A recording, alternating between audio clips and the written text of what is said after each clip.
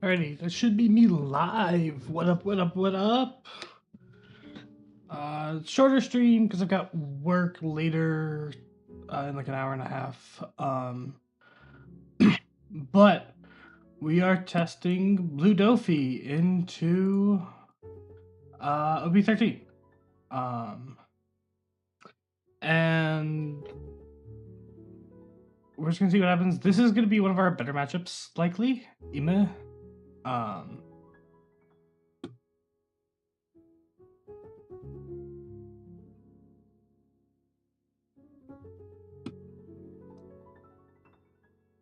We're gonna mulligan the hand. That hand had no one drops, and we kind of need a one drop here. This is actually like cooked out of its mind. That's crazy.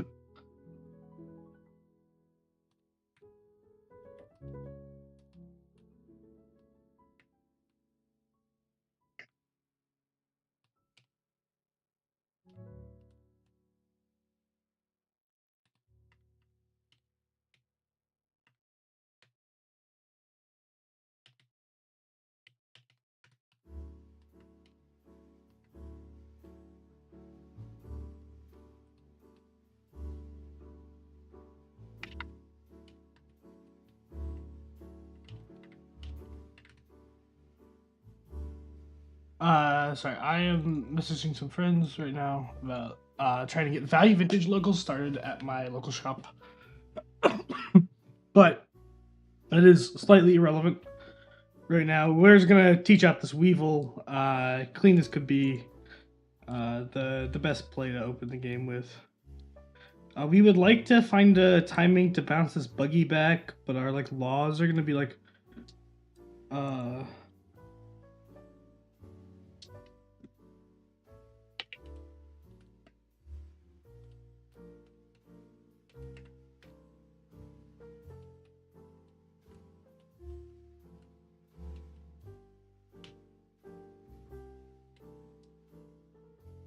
unfortunately, this stage allows him just to play off.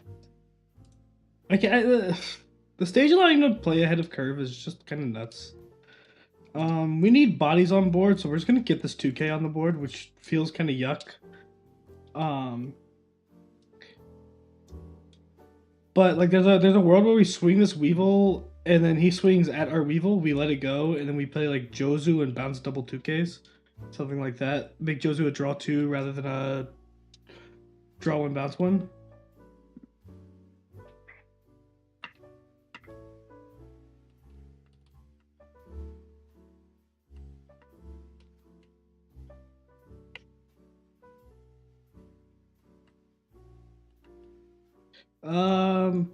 We're just gonna like apply continuous pressure.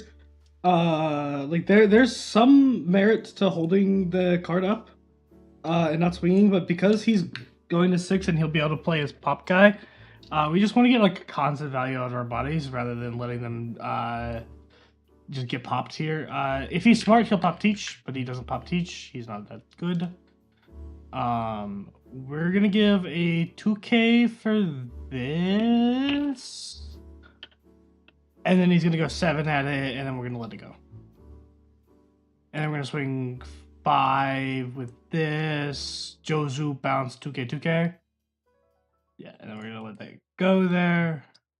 We're hoping to top deck a 4-drop here. If we don't top deck a 4-drop, ooh, okay, we top deck a good 4-drop too. So we're only gonna bounce 1 with that because I kind of missequenced that.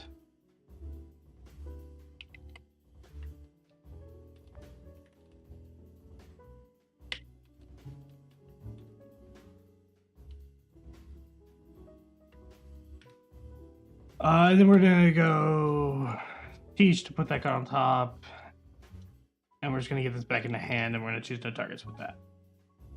Again, we're doing this just like constant pressure, right? He's only gonna be at 6 dawn next or 8 dawn next turn, so you'll have a whole nother turn cycle to attempt to get him down to 1 or 0, where we can start playing these perfume femurs and start just taking his life through his blocker wall.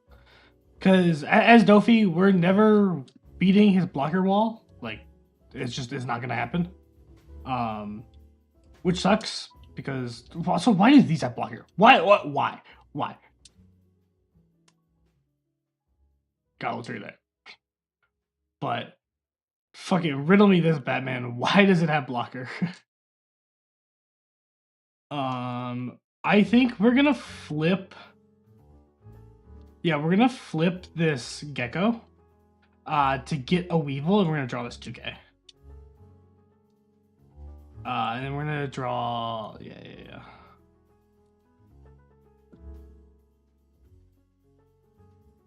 And then we'll flip the Gecko. We're gonna grab the Weevil. Again, he's got these freaking 5K blockers for some ungodly reason, right? Like, okay, so now here's where we have to counter for these because we just the 10 drop is so much value for him, and the fact that he's not at 1 or 2 life is so detrimental to our game plan. We have to resolve that. That's so sad. Because now he gets a 10 drop, pop our Weevil, and he swings his Rusher at our Jesuit, and this game is like over. Fuck, man. Ugh, how AIDS? Because now he's got double blockers, right? Like, I mean, like, if I see 3 perfumes, but we know our top 4 cards, or top 3 cards here, and none of them are perfume, like, maybe life is perfume. Maybe we draw into the cards to see the perfume, but I don't know, man. It's feeling pretty Jover here. We are gonna go ahead and cycle that. Try. I mean, we can't even establish bodies at this point. What we're gonna do is do that and pass the turn like that because now with his Garosei, he can only clear 1 of our bodies.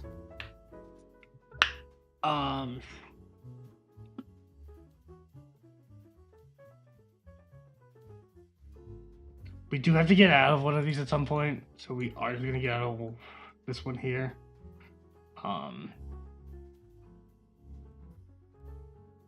We do have the counter to do that.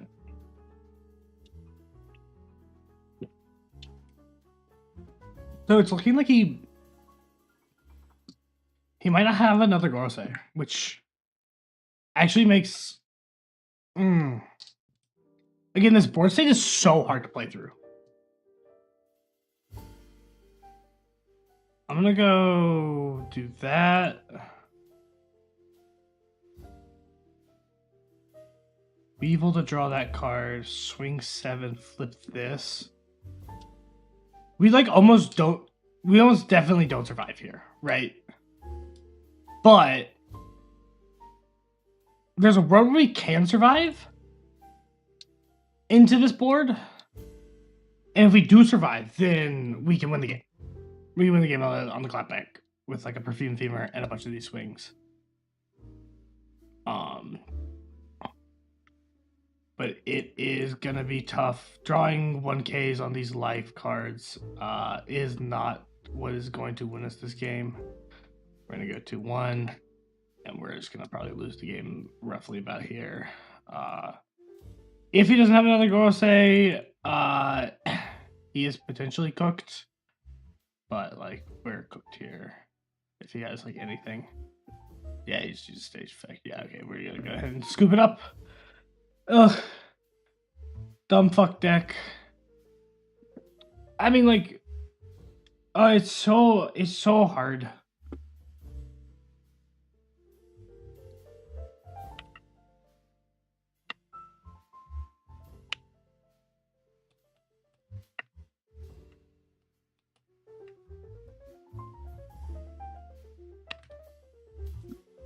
We are gonna take first in this matchup. I mean, like, basically, we're always trying to take first. No teach on top deck. Oops, we might be cooked. If our like YOLO top decks are bad here, we are actually so cooked.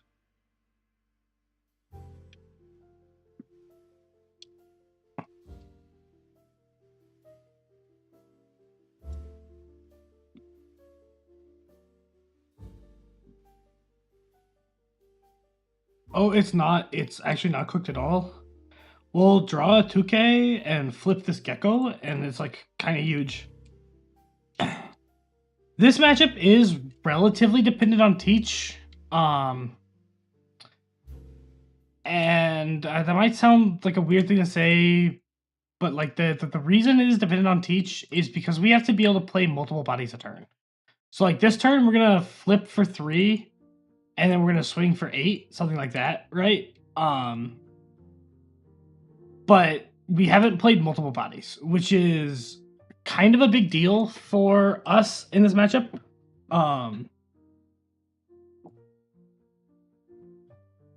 We want to be playing like 2 to 3 bodies a turn, right? Rather than just 1 body a turn. But luckily, he's kind of slow on the out of the gate here. Oh, and we see the Teach on top, which is really, really nice. So we're gonna put this Boa on top, and we're gonna hit him for 3 7s.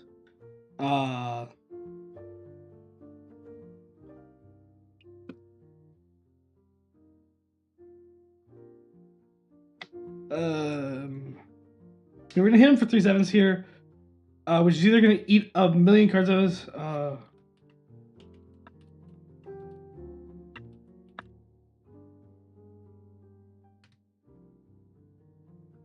So yeah, we get to eat a bunch of cards out of his hand, which is really, really nice. The Teach is kind of a little late. We do have 4-6K bodies at this point. So he's gonna start to go. We're gonna take this one on life. Like we need to end the game like yesterday. He's gonna hit us for 9 there. We're gonna give him 2 2Ks. Get out of it. Easy peasy. And he's gonna hit us again here. We're gonna take. We are a little greedy on those takes, right? Like we probably could have, gone another turn. So 4 to make this all 7s, 7 on lead. Okay, so we're just gonna we're gonna do the Doffy thing. We're gonna swing a million 7s. He does take. We don't have a perfume to punish, but man, if we had a perfume to punish, I'd be so happy. I love punishing bad play around my perfume. Oh my god, and he's just like stone bricked.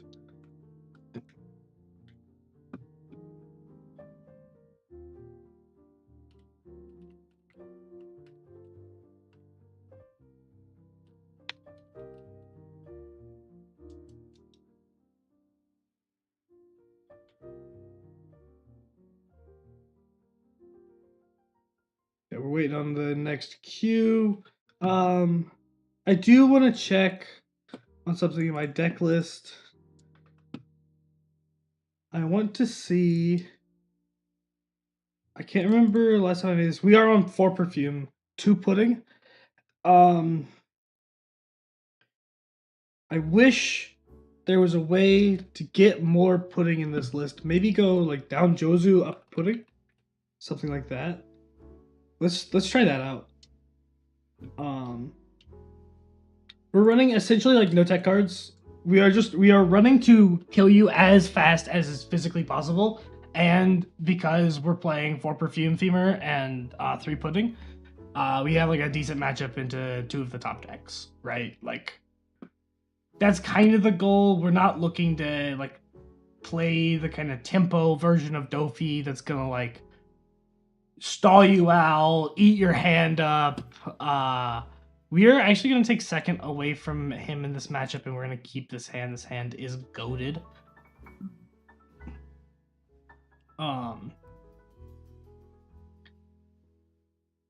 Taking second away from Ace is just kind of like call out as like this deck is so much worse when it goes second as compared to when it goes first. And like it's rough for this deck. And like so much worse is like a kind of crazy thing to say about Ace, because Ace is just an insanely powerful deck right now. Like so much worse for Ace is like, oh no, like I have to like play the game slightly differently now. Oh wow, okay, he had the pudding. It's supposed to be our little trick, but he hits us with it. Which is alright. We have the recovery tools in hand. He didn't rip that much. We definitely were playing a little greedy though. But here is where our advantage of the deck goes. We have the same card that he does. He's at 8 cards right now.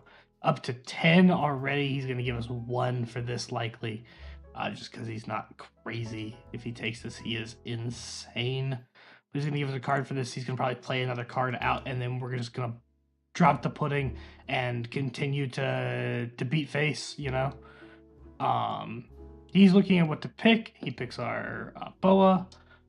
We are going to give him double ones, which feels so horrible, but it is what it is because we get to do that. We're going to hit for 688.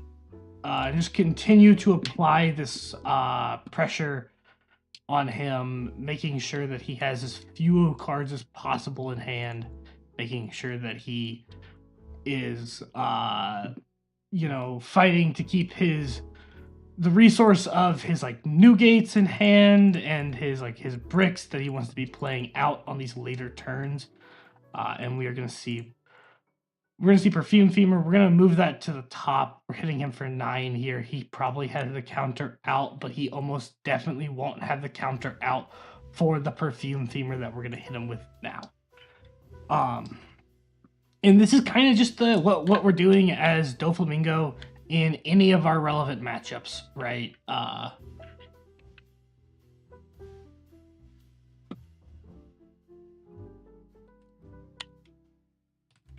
Yeah, in any of our relevant matchups, we are essentially just looking to apply this insane amount of pressure this deck can apply.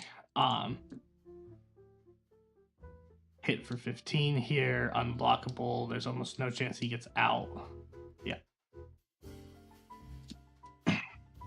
Comboing up that, perfume into several swings into, putting into several swings into perfume is just so brutal for most decks to deal with, right? There are very few decks in the game that can, even think about stomaching something like that, an onslaught like that. Ace is definitely one of the decks that can consider oh, can I get out of this? Can I survive this? We really, really, really hope this card is a 4 cost right here. Otherwise, we're gonna be a little bit behind.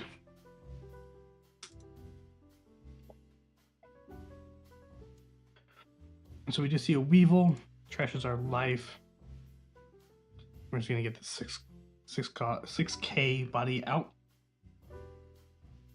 Pretty clean, pretty good.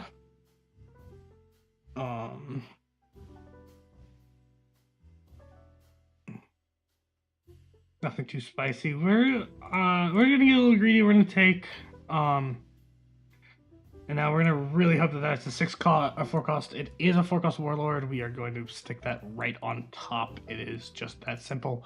We're gonna hit for another 6K. Or another 7K, we're gonna hit for 6K here, and we're gonna pass the turn back to him. We now have a huge grip of cards.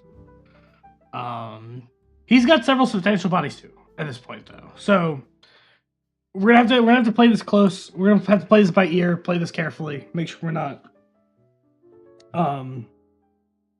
giving up value where we don't need to. We are gonna save the card. And he's going to continue to go at face. So what's going to happen is he's going to go 7, 6, 6, 7. We're going to take and we're going to counter out of the next 2. Yeah, 7K here. We'll counter. Then we'll counter out of this one here. Counter. So because we're playing Doflamingo, we have the option and the ability to play the tempo deck. Wow, that is cheeks. Do we keep this on top? I think we do because we need this flip to go off. We're just gonna bounce our ball, just get the card back in hand, and then we're just gonna eat away some cards out of his hand. We are looking a little dire here. He's gonna give us the 2K Kuma likely. Yep, and we're gonna pass it back to him. I think things are a little dire here. Oof. Another Rush Luffy is really suboptimal for us. We're gonna have to get out for any chance of survival. 9K we take, and 9K we take. A very unfortunate turn of events.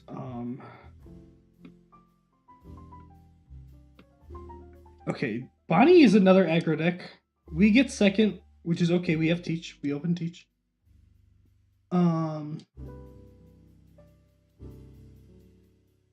Let's see.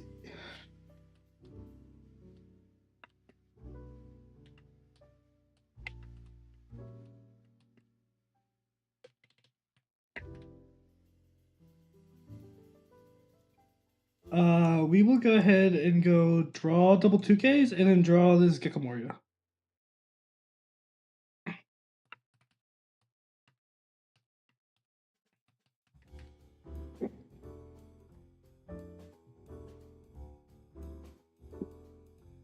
AK Banish, it's one swing. We don't give him any cards for that. Absolutely not worth our time or our cards here.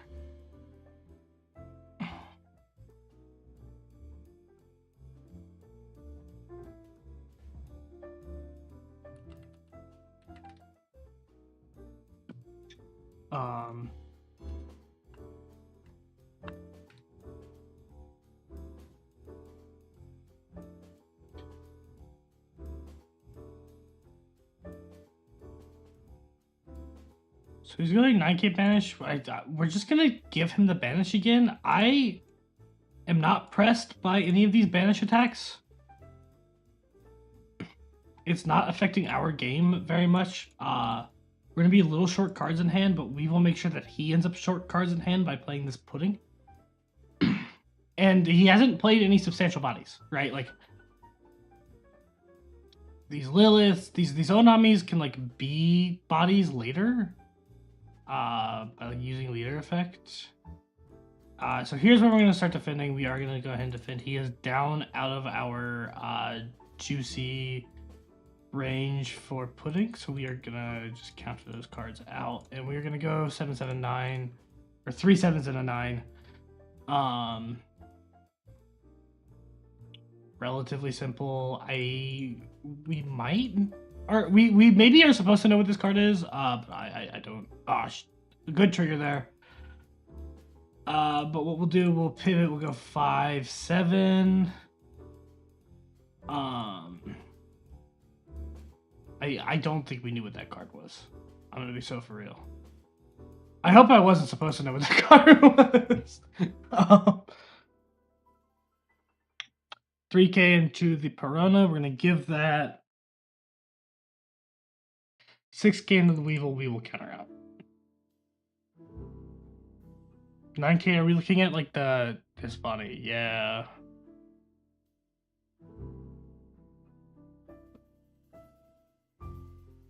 There's a 2K. So no blockers up. 9. We're gonna go 11.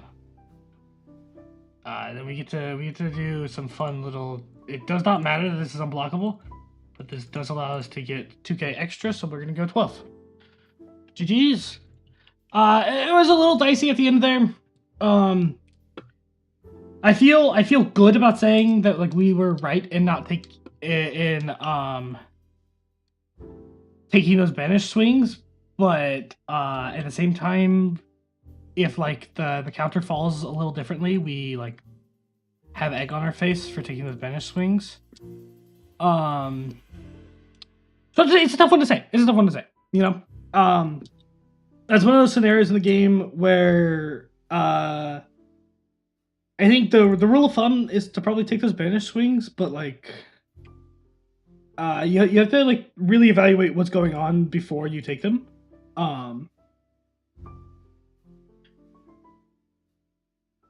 That was a triggered card. Ah, oopsies. I forgot about that.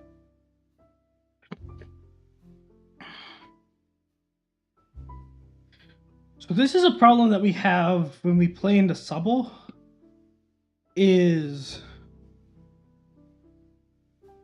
yes, he's trashing cards, but he's really not losing anything other than he's like basically getting counter out for one card in hand, and still get to swing with it every turn. It's a weird value proposition for Subble that Subble has.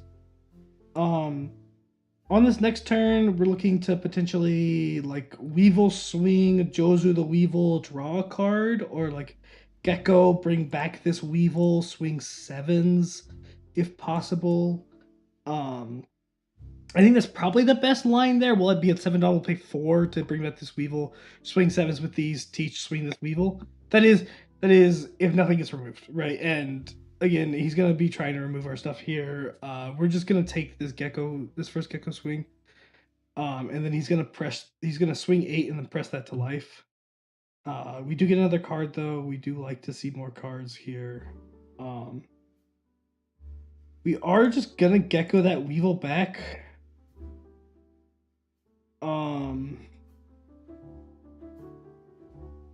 Swing 7.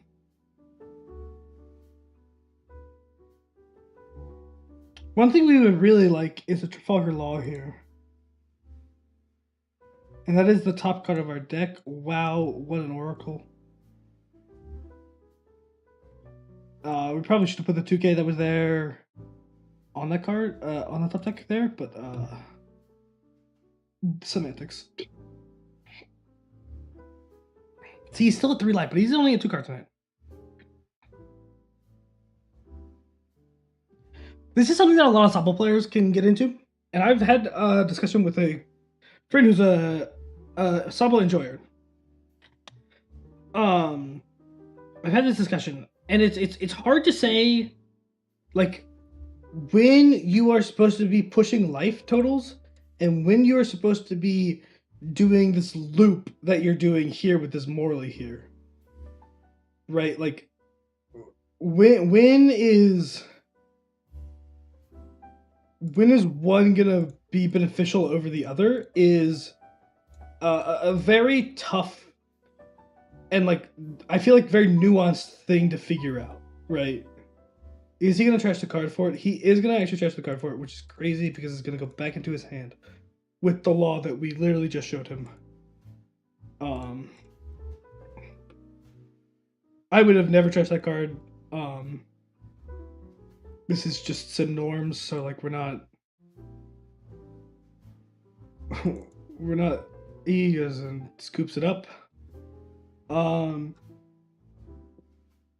Yeah, so getting that law on the board and doing its thing was kind of what seemed like the deciding factor there. Law is kind of the monster of like if you're playing a deck that runs any 4 costs and you see that Trafalgar Law and a Doflamingo with a Peach, you are doomed. For 4 Dawn and a 7K swing, they can like hit you twice. He takes first from us, which is crazy, I guess. It's like his stage is like he doesn't have a 3 cost. What? Does he think our first is just that good? That's kind of wild to me. So we are going to grab the Weevil. Weevils are our favorite card in the deck. Also very glad they got an alt art. It is a good looking alt art too. So he's going to hit us for 7. That is definitely one of the decisions of all time. We're just going to go 8. If he has a counter event, like whatever, I don't really care. We're not really pressed about drawing 1 cost here. We're just gonna like keep playing this He's gonna play his Saturn. I need to start learning these names. Which does which. Because I'm just like saying their effects and like not their names, and I'm definitely confusing people. So like Warcury, Saint Topman Warcury. Fuck. What a crazy name.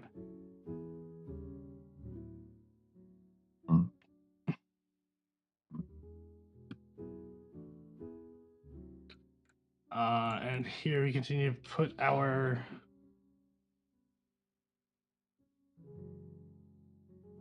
Doffy pressure on.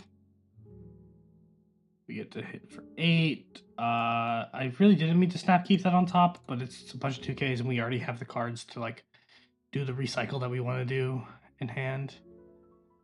Oh, he makes a mistake. He concedes. I don't like love when people do that. I do it sometimes though, so like it can be very frustrating to like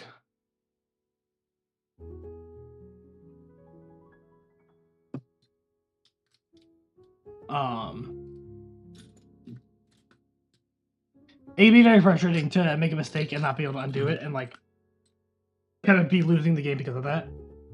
Like I don't like totally hate it, but I wanted to play that game out. We're gonna take first here. We're just gonna see what happens because we take first, right? Just because this deck really likes first. But I do likely believe that taking second is probably the best way to go because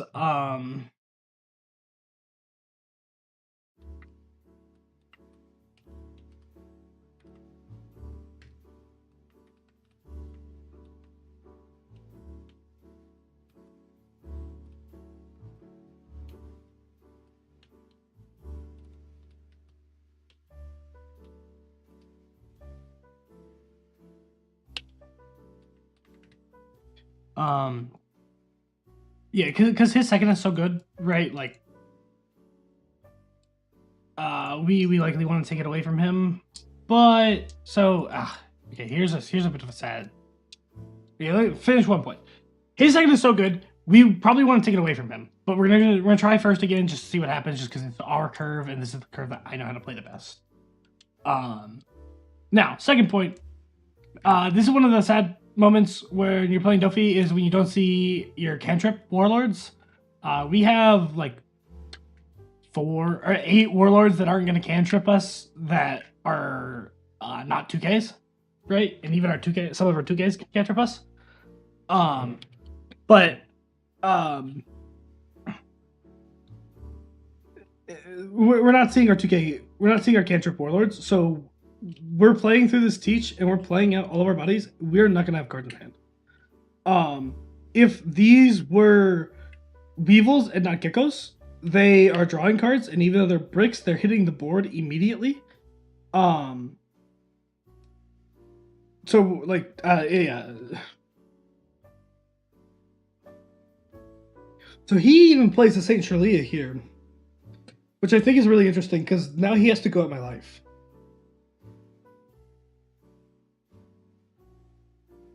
Which makes the negative of having not seeing our cantrip warlords a lot less, right? Like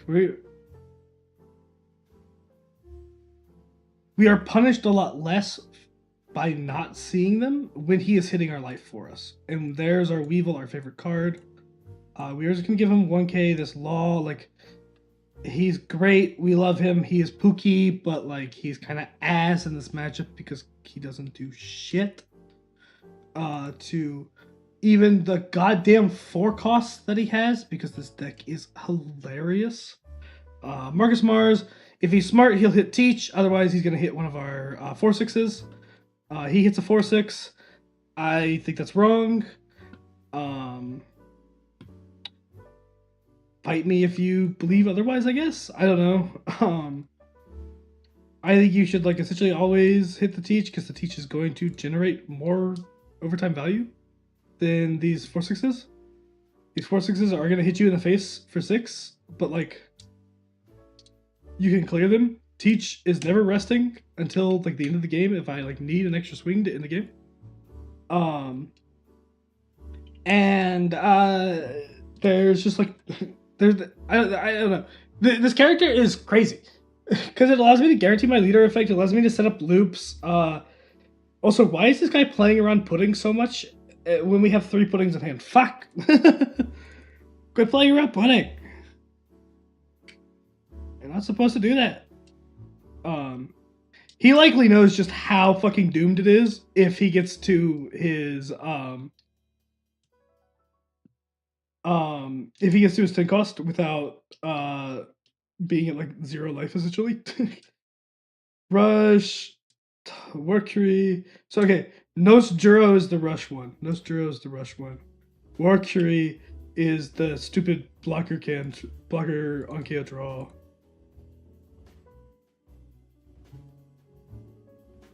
And he's going 6k. Why is this last? Why does that effect last? I didn't even realize it lasted. I just counted out for it like it didn't last. Fuck! What the hell? Who designed this deck? Bandai! Bandai help! Okay, so he gets the cantrip. Takes 7. He's gonna take another 7 here probably. He takes another 7. So we have to be really careful here. We can get him. Oh, how do we do this? How do we do this? How do we do this? Oh, this is so tough. This is so tough. What do we do? What do we do? What do we do?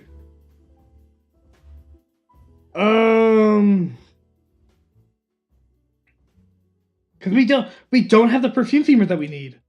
Even though we run 4 of them, we haven't like searched any to the bottom either. Like, oh, this is hard. This is hard. This is hard.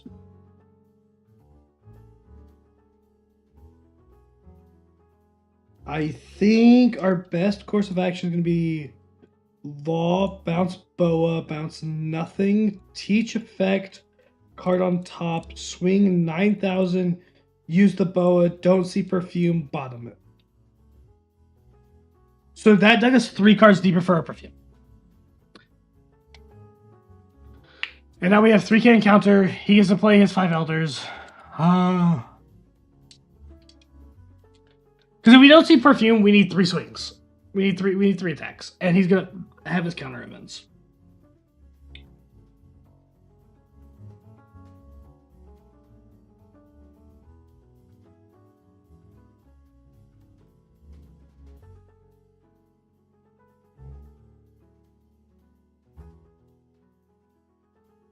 So we're gonna go 5 at that. We're gonna give him 2k, try to get out of it, try to stay away. Because the 5 elders are gonna come out. They're gonna blast our ass. They're gonna remove 1, 2 with a swing. We will have 3 swings. But we will not have 3 swings. Top deck perfume, please. Please, please, please, Bandai. Please, Bandai. How I would kiss and love you, Bandai, if you gave me top deck perfume here.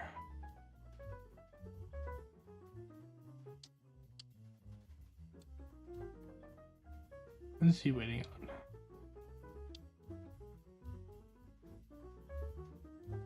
He gets to play Charles, which is stupid. Just play it. Oh my god, just give me the... Oh, it's not a perfume themer. It's so cooked. Ah, I can see. No perfumes on life. No. There they are. Yeah, they're just in the middle of our deck. That's just unlucky. Because, like, if there's no perfume themer... Ugh.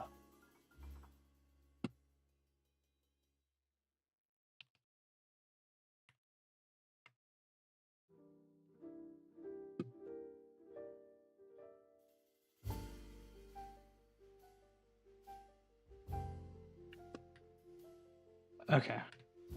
Ugh, how unfortunate. I don't know. It happens. Alrighty, I've got work in 30 minutes. I gotta be headed to work in 30 minutes. So I'm gonna jump off and go get ready for work. I'll be back with more streams.